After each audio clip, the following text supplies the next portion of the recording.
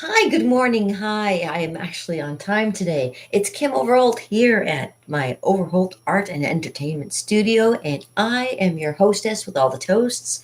And as usual, my name is Kim Overholt, and I'm here to help you learn a little bit about art or the lifestyle of an artist, aka me. Okay. And too, and I hope you're having a good day. I'm just making sure that my hair is actually attached in the right spots. I'm trying to look presentable, trying to look a little bit more presentable, and I want to give a little bit of an interesting little lesson or whatever you want to call it, talk, whatever it ends up being. And here I am. Yes, I say it's another beautiful cold day here in Niagara. It is, I think, -7 out today, and yeah, it's a well, I actually don't know. Let me have a look at the window. Ugh, oh, my heavy. They give you things cheap for a reason. Oh, it's not bad out today. Oh, a little bit of cloud, a little bit of sun. We got a little bit of everything going on today. Yeah, cold as usual, and it's the second day of March. And I had some great ideas I was going to go for today, and the reason I have my nice little handy dandy whiteboard in the background is to give you some encouragement to see if maybe you'd be interested in learning a little bit from me and learning a little bit about maybe how to draw, that kind of thing. Yeah, today might be one of those days where I could show you something really interesting, but while me and learning a little bit about maybe how to draw, that kind of thing. Yeah, today might be one of those days where I could show you something really interesting. But while I was doing that, here's what happened. I get sidetracked with a lot of things. I have a whole bunch of stuff that I keep around me. Like I say, a lot of times I I keep things near me so that when I do a live sequence or anything, I have something to kind of give you guys. And I found um, it's part of an old story that I read. I have a file which I wrote down part of the story because it's a great story that I'd kept um, since I can remember. I think I've kept this since no, maybe it could be later than that. I used to work for the Canada Revenue Agency, and they used to let me photocopy stuff all the time. And I photocopied one of my favorite books, and I was actually typing it out, the actual story that I really, really like. And I am just reflecting on it right now, and realized it's almost like a monologue. And yesterday, I did a monologue. It was like maybe a 15-minute monologue about. A lady who likes to be an art. Well, no, sorry, not an artist. Is an actress, and she's getting like kind of uh, you know acting up against another actress because she's like a little bit on the jealousy side, and they end up scrapping at the end. I don't know if you had a chance to take a look of yesterday's. What would you call it, a sequence, I don't know. You'd see that, yeah, I was actually doing a little bit of a monologue there, but this one is actually, it's a monologue, but it's actually a story of a vampire. It's a vampire story, and I believe that the story is actually older than Bram Stoker's Dracula story, and is even older, say, but not different, just older than the original Dracula story.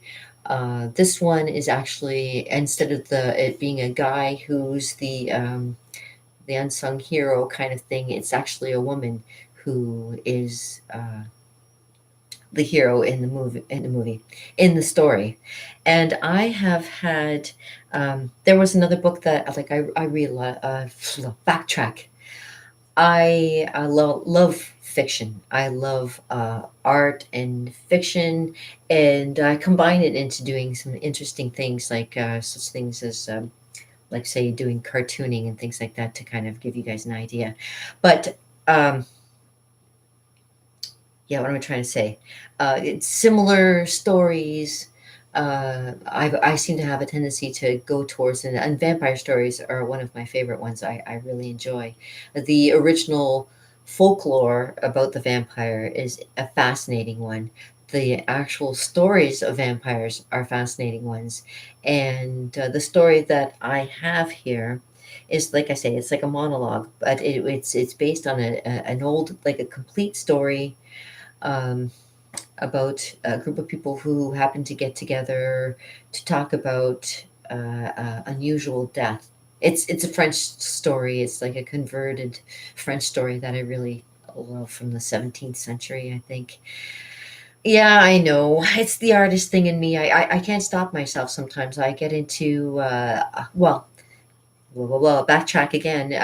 Back when I was younger, um, I was in high school and had a friend of mine get pregnant young, and I found myself alone quite a lot because she had left, and I ended up getting into going to the library quite often and hanging out by myself, and kind of like going through looking all kinds of stuff up, and got into vampires and found the story of like this vampire story, and found other stories of folklore.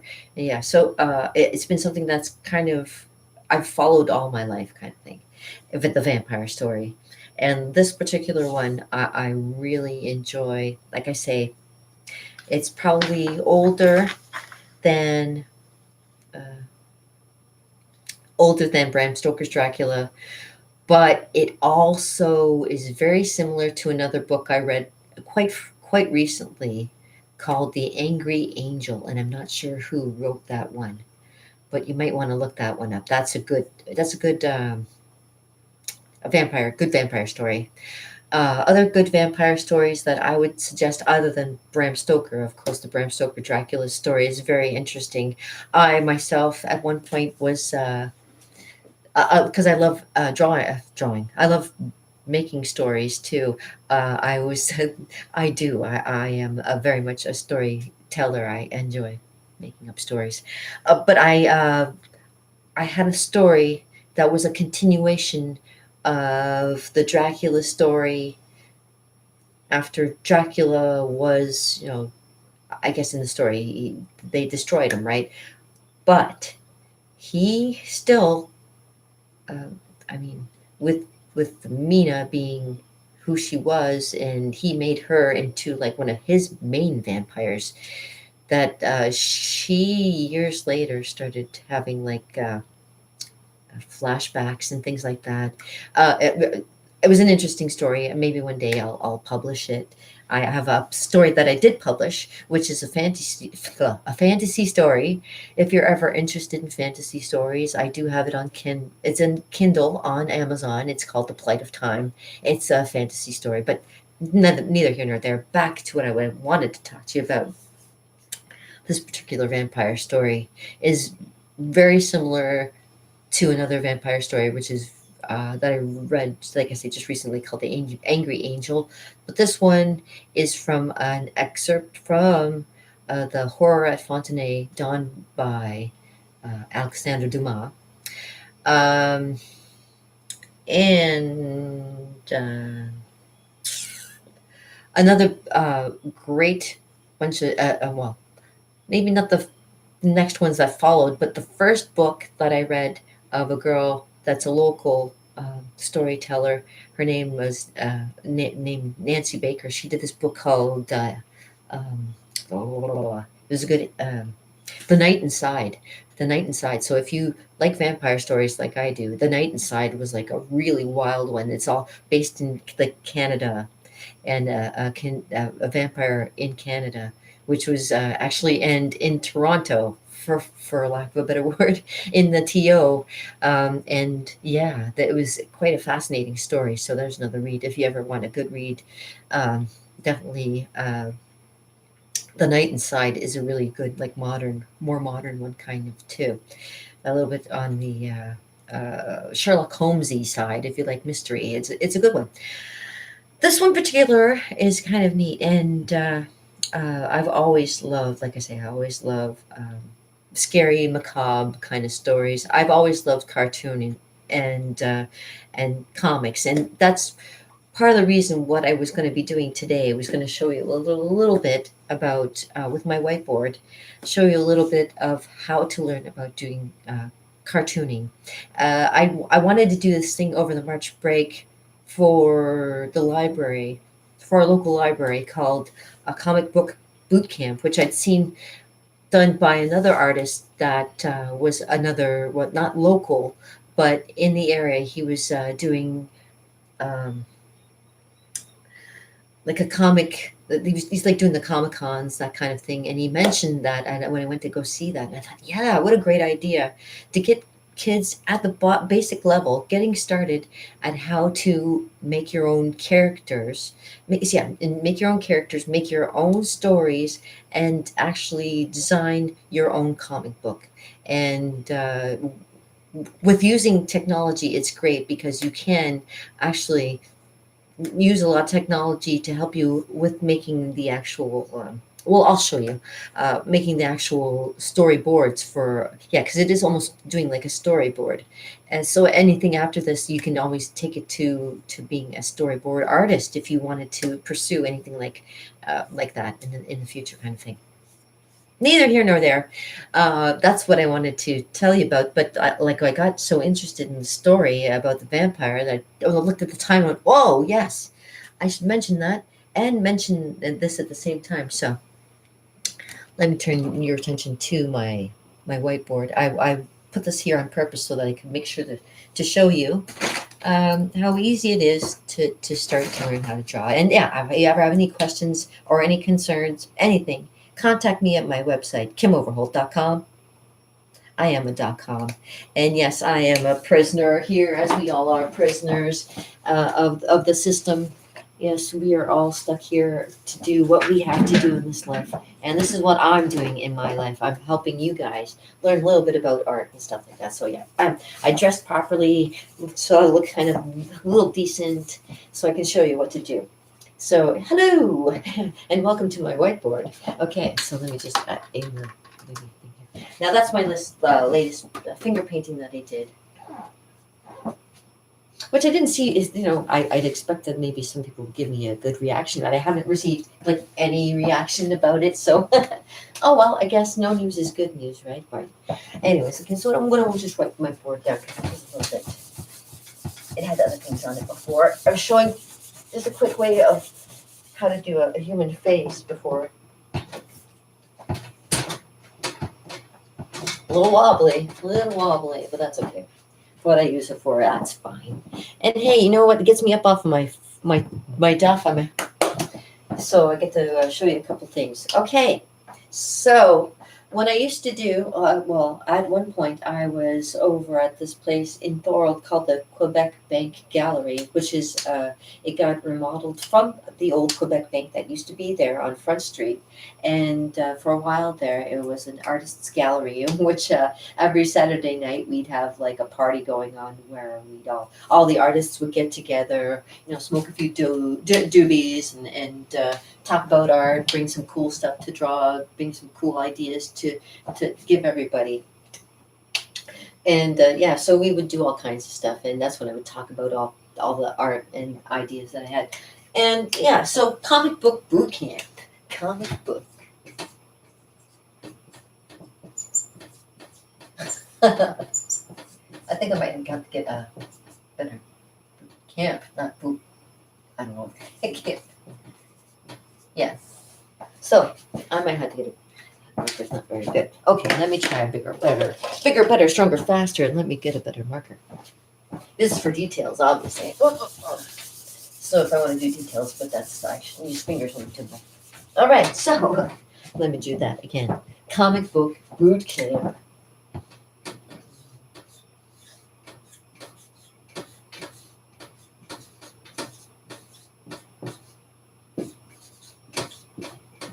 Boot. Part 1.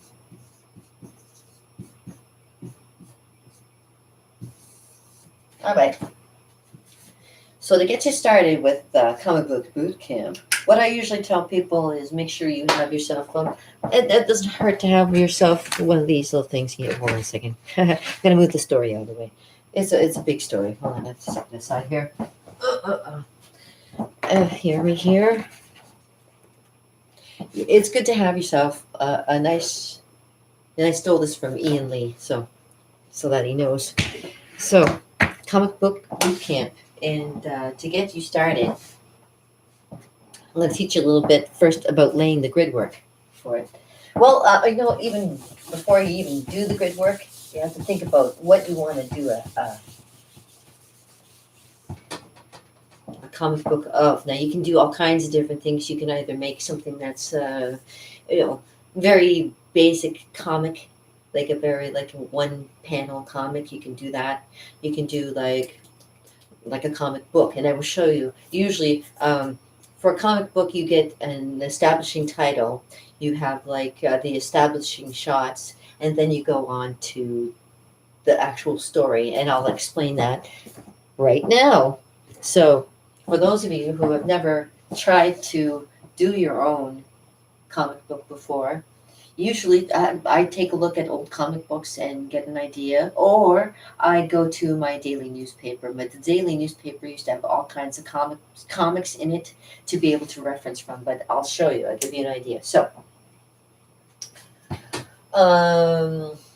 first thing you would do. Okay, so you have to imagine that you're on it yourself. You got your page.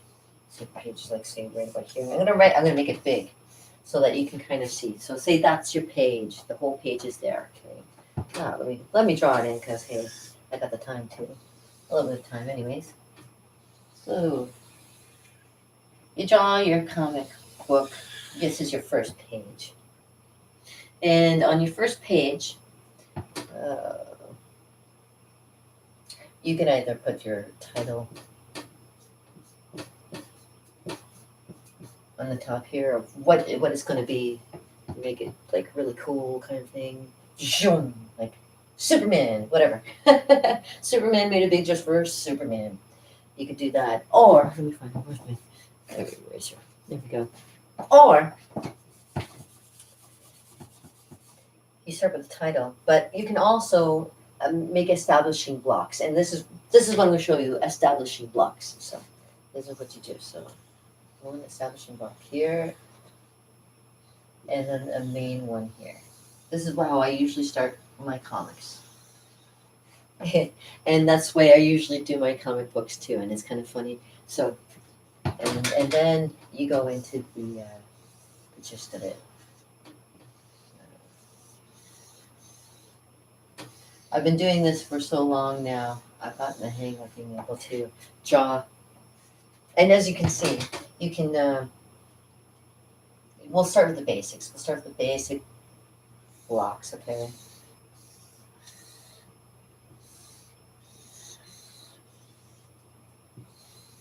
Now, when I was in college, I used to have guys, friends of mine that would do all kinds of cartoons, comics, and things like that.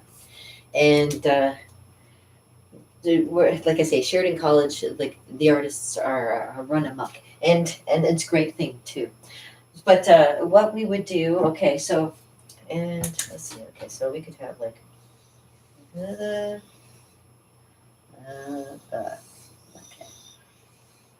So kind of like that. So that you kind of have an established kind of storyline going on. This is what the storyline could be. Okay.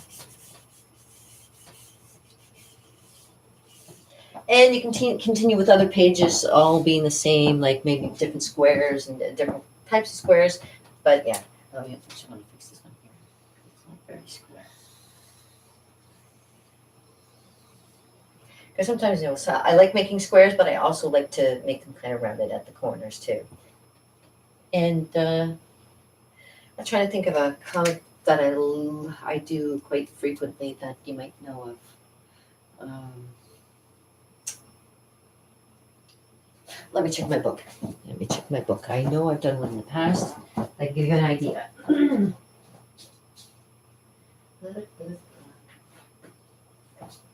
me see.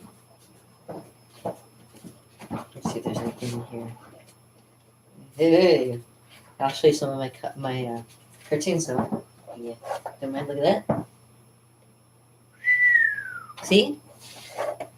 And yeah, so the month of October, I did this thing called Inktober, and it gave us a chance to do all kinds of different cartoon things. Like we did this Pink in the Band, yeah, and I did that at work. I was just having fun with it. Uh, this is 2019, and this is a I did our sinister prime minister with his head bubbling over with all kinds of stupid things because he's not the brightest tool in the shed. La la la la la. Oh, and I did like one of Vincent Price, things like that. You can practice all kinds of things. Okay, so hey, and there's me, Kim Possible. Remember Kim Possible? I used to look like that too, and I look pretty good now. I can't complain. I lost a few pounds and managed to get myself back in gear. Oh, here's one. I did Betty Boop. Betty Boop. Everybody remembers Betty Boop. She's so sexy. And yeah. I'm going to be a bit of a show off while I'm doing this. Thumper. Okay. Oh, Tom and Jerry. I heard there's a new Tom and Jerry movie coming out. I'll show you my Tom and Jerry. Here's my Tom and Jerry. Very good. So yeah, you learn how to do comic cartoons, and there's Fred Flintstone dancing around. There's I did a caricature. I do caricatures of Brad Pitt because. I like how it says, I love Kimmy the Clown right down the bottom there. Yeah, there you go. We got Mr. Magoo. Da-da-da. Oh, and Bugs Bunny, of course. So yeah, I love doing cartoons, and I want to show. Oh, of course, Stewie. There's Stewie, and Foghorn Leghorn. Foghorn Leghorn. Oh, and Pepe Le Pew. See, and okay, so what I wanted to show you was a comic. Oh, shoot, I have to show you this one too. Mighty Mouse. There we go. There we go.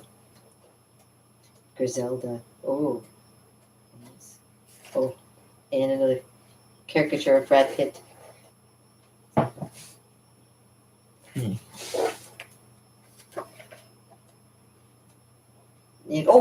and Popeye. Olive oil's me oil. Yeah, so it's always good to practice. La la la. And I did the super hippie too from the hilarious House of Frightenstein. Yeah, I love the super hippie. He's a good guy too. I talk to him quite often. Let's see who else is there. I got Magic. Got Fish.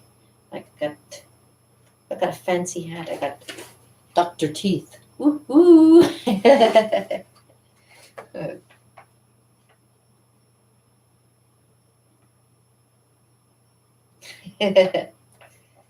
Yeah. And I have my beautiful ink tiger that I did. I love that one. And obviously, you get ideas from different people. You get ideas. Yeah, it is water, as you can tell.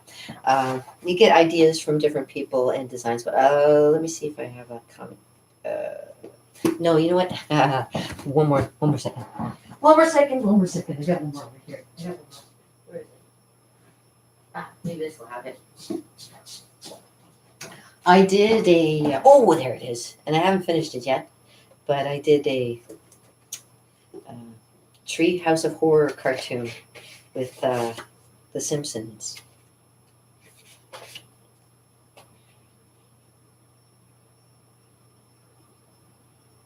Ooh, I can't wait to color it in, actually. No, I'm looking at it, I'm like, whoa. Okay, so I call it Evil Maggie.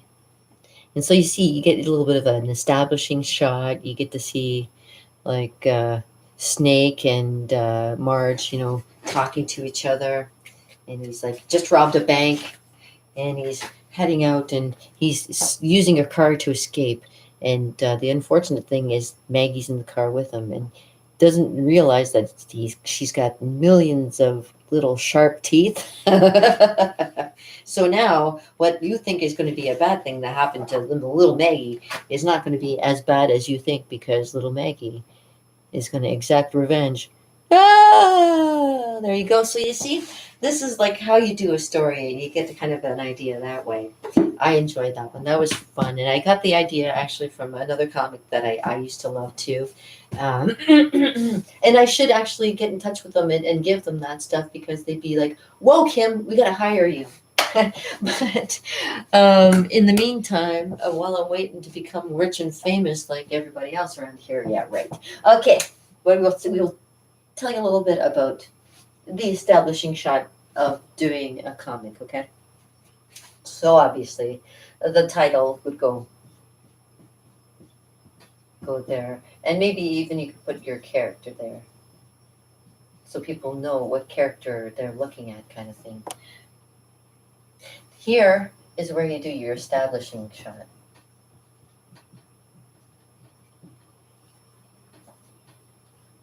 So the course of the day, like what's happening, what's going on in the whole bit of the whole story, right? The establishing shot to show, this is let's say it starts at a nice little house, you know, the house, almost like when you watch um, The Simpsons and stuff, and it all starts at a house, and then you go into the house, and there they are sitting around, kind of thing. So, right. So, and then it goes to let's say the characters doing something, and and you got to make sure you got yourself at the end. You give yourself like either like a punchline or something like funny at the end to say, kind of like that would kind of go with the whole gist of the conversation. And yeah, so I'm trying to think of an idea I could give you. Let me see. I'm gonna look through my book here and see if I can find anything here. This, oh, see, I can even show you on my thing here. I've already got. You see, I do it constantly. It's one of those things that I do, and I used to do comics of life. Used to do comics of. Let me see if I can show you. I like this one, the Grim Reaper. Whoop whoop on yeah, on a skateboard. Yeah, because I used to know the people from Furious, and I was trying to come up with some ideas for T-shirts and stuff. Because you can get into stuff like that too if you. Oh, here's a good one. It's called Feast of the Flesh. I haven't finished it yet. It's a story. Oh, well, this is a good way to show you. Okay, so the story would say start off, you know, they're all together. Where did I put my pen? Oh, there it is. Okay, so they all start off at a house, and maybe they're all heading out to go on an adventure. So they're all heading out the door, going on an adventure somewhere. Okay, and so that's the establishing shot. So one shot, maybe they're hiking along, and all of them are hiking along, and they come to rest at an old graveyard or something. Say, so you got to look at the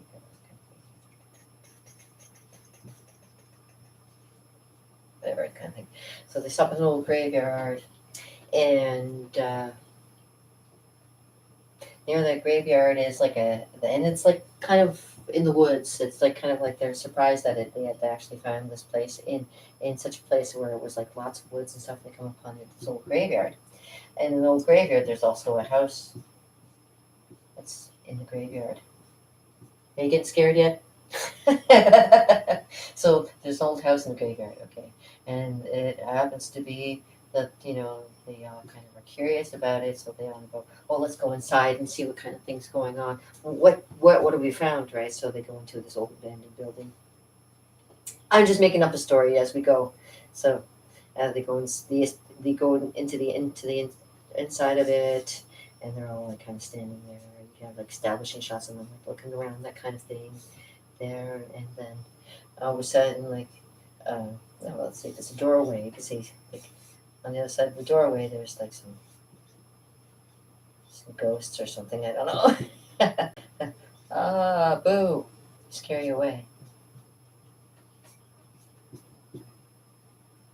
And then running away, and well, and then at the end, it's like, okay, well, was it really a ghost, or And then you do like something like at the end there. Or yeah, the ghosts scare them. They start running away, and all this. They end up getting by a whole bunch of zombies or something, and it goes back to being a nice quiet little graveyard again. Nobody knows nothing. And something like that, you figure out like how to make a whole idea of a cartoon and see what happens. In this one called The Feast of Flesh, they start off on the journey, and somebody drops their compass along the way, and of course that's what happens. And people they end up running into this graveyard, not finding anybody around, and blah blah blah. And you can make it for like you can do whatever you want. When you get into these little things, when you start off, you always have that little bit of an option to do whatever you want. And at the end, to make it into like at the end, the moral of the story of kind of thing. It's like almost like yeah, you're writing a story, but with pictures. Yeah. Yeah, speaking of which, yeah, I definitely should get in touch with the people from the comic book thingies because that would be a lot of fun. I really like doing comic books too. So, oh, my hairband is not staying in my hair. I'm sorry. Give me 1 second. It's come loose. Okay, there you go. Okay, so it's gonna be kind of weird. I'm thinking, not doing very much for um, March break this year with kids. So you probably are going to have a lot of stuff to kind of figure out what to do. And this is a good way to get kids kind of interested in storytelling and maybe, well, not for telling lies or anything like that, but get them doing something um, that's using their brains, basically brains. No, in this particular one, it wasn't that they were after brains. It was more that they were after, like, it was just zombie. Well, not zombies, but flesh eaters kind of thing. It was kind of weird. Yeah, the story was really weird. When my friend wrote it once, and I read it, and it was like, ooh, okay. And I decided to try and make a story. But you know what? Kind of a scary story. I don't know if I could actually do it. Well, some people are really good at the gore and stuff. Me, I don't think I could ever be like a gory person. And maybe that's something that if you're not good at it, maybe you should practice. If you think that there's something you're not good at, like I'm good at drawing people, but putting them into situations where they move a lot or showing movement with people is where I kind of have a little bit of difficulty. Where some people, draw Batman, Spider-Man, Superman, and have them in all these big motions and ready to do all kinds of like heroic things. And I usually just get them to kind of stand around or get a pose, or I do my own poses and then try and just use my hands to kind of copy what I can when I can do it. Okay, so there's an idea. So just basically, this is the framework that I usually use when I start doing a comic book or cartoon idea to kind of make sure establishing shots, and then make sure at the end there's some kind of like something funny at the end, or maybe something serious at the end to say at the end, da da da da.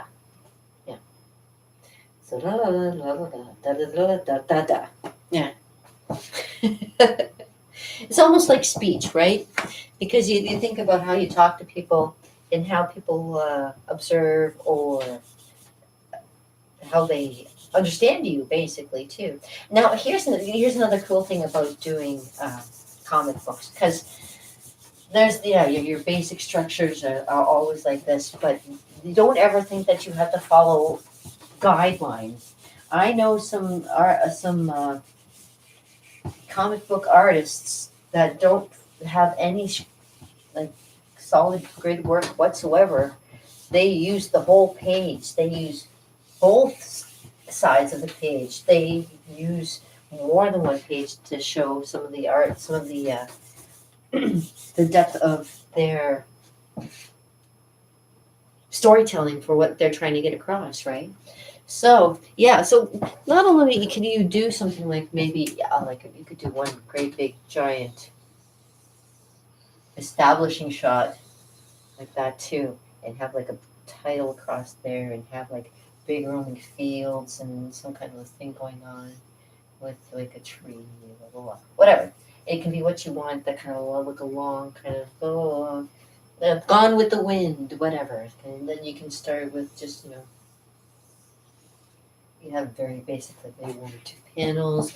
And you could also have it so that you don't have to have it be, they don't have to be square. They could actually, you could have like, you could do an establishing shot with like the circle, like the character is like the whoever it is, and they have their own little um, like web of people that they all know, and then you get to build a story with all those different people that the character perhaps knows, and create some kind of wild affairs or any kind of like whatever the case may be, whatever kind of stories that come to mind.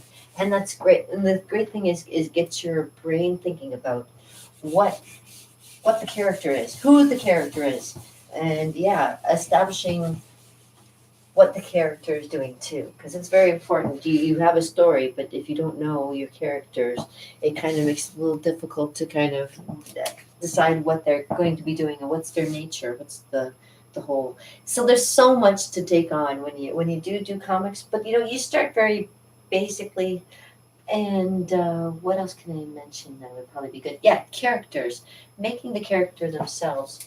Um, you uh, it's good to think of a storyline, and I always, if you always have any kind of difficulty whatsoever, you can contact me and I can give you maybe some ideas. But Google is like, I know it's like the be all end all, but there's also other things that you can do with it, and that's like maybe even say if you're looking for character ideas, it has this random generator that you could probably use that would randomly give you different ideas to try and draw, or even people to create too.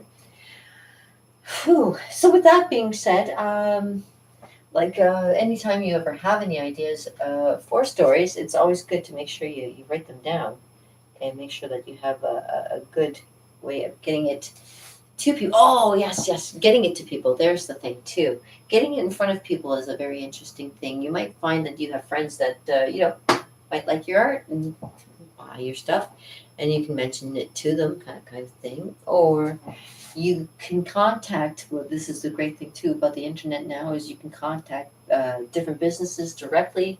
Say, this is what I can do. Do you think you guys could use anything like that? Blah blah blah blah. So it's an open market, and your brain is the best playground that there is in the world. It's the only thing that the government can't touch because they want to lay their hands on everything to make sure that you don't have anything either, and be happy about it too. So that's what I was told. That's what they say in the advertisements nowadays. Live with nothing and be happy. Well, I'll tell you, I've lived with nothing most of my life. I'm a happy camper, but yeah, I'd like more. Like, who wouldn't want to have more? You work hard for more, right? I mean, I'm just coloring. I all of a sudden have a hankering to color this thing. So yeah, contact me at my website, KimOverholt.com, because I like to color. I'm going to be making some chili today. That's one of my main goals before the end of the day is out. I'm making some chili. I'm expecting a new fridge to be coming in the next few days. Yeah, our fridge is on the kaputs now, so I have to find a new fridge. Well, I ordered a new fridge, and matter of time and whether or not it shows up, that's the other thing too. And you could do a cartoon about that, having how long it takes for something to actually arrive to you, and what kind of fun it was to actually have it come through your door. So you can write about anything. And the comic book boot camp is what I wanted to kind of get everybody to kind of get a feeling for. So maybe in the next few days, I'll do something like that. I'll see about, get you started on maybe establishing some stories and get you interested in making your own comic book. And in the meantime, too, my book, The Experimental Years, Mental, was always like a very I had some interesting. There's like this book is like the book of all the different ideas I have. I keep in mind. I got tons of ideas. I don't know if you can see them all. Oh, and when I used to help kids drawing, I was also doing like the Simpsons. Simpsons and Maggie and teaching kids. There's strawberry shortcake. And one of the girls that had used to come to my class, her name's Maddie. I made her into a cartoon as well as her sister. So, as you can see, and I colored it in because they're so cute. Showing kids how to, draw Scooby Doo, how easy it is, and and how to get into making like more facial features. I had a young little Justin Bieber over here. Zombies! Oh, yeah, yeah, okay. And of course, making all kinds of ideas for characters. Because as you can see, it's a long journey. You can get all kinds of ideas. It's good to practice eyes, faces, cartoons. And you know what you did? They don't have to be realistic. You can make them look like cartoons. They don't have to be real people. Oh, and today is my friend's birthday, Catherine. The one time we were at the QB Gallery Bank there, and she did live posing, and so I did some it's pastel of her, and I think it turned out pretty good. You can definitely see what she's doing her movements for sure. It's always good to practice. Practice makes perfect. It's a I could say it's a talent, but it's a learned talent. The more you do it, the better you get at it. And I've been practicing for God knows how many years. But then my husband makes a good point. He says you go in too many different directions. If you concentrated maybe on just one thing, you could be just good at the one thing. But I really don't like monotony of having to do the same thing all the time. So I have a tendency to, do all kinds of different things. I have my hands in so many different areas and my fingers, as in finger painting, so many finger paintings and stuff. I don't, there's no way that I could say that just a painter. I am, I do sculpting, I do cartoons, I do drawings, I do portraits, I do landscapes, seascapes, still lifes, abstract. I can draw pretty much almost anything that you can put in front of me. I can do my best to do my best at drawing whatever it is. But to show you what you want or what you need to do is a wholly different thing. Sorry, I'm just fascinated. There's this little birdie outside my window. He's like a little gray and I think he's like a little. He's so cute, black and gray and like a little chickadee. I think it's a chickadee. Oh, he's coming right up to me. Let me look at him. I feel like Bob Ross all of a sudden. Oh, my little friend. Almost looks like now he flew away. He almost looked like a small version of a woodpecker. But yeah, it was like with a little black head, black beak. Very cute. And see, that's the other thing too. When you do stuff like that, you get an idea and you can like draw a bird.